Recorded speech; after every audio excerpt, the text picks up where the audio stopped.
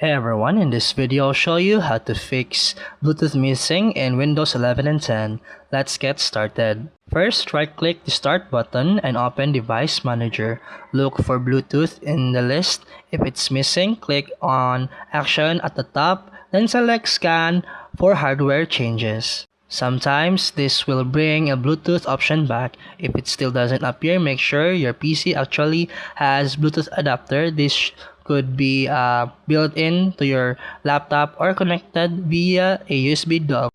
Next, in the device manager, expand network adapter and check if your Bluetooth device is listed there instead. If you still can't find it, you may need to install or update the driver.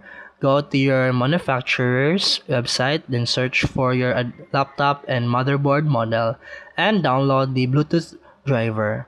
After that, install the driver, then restart your PC.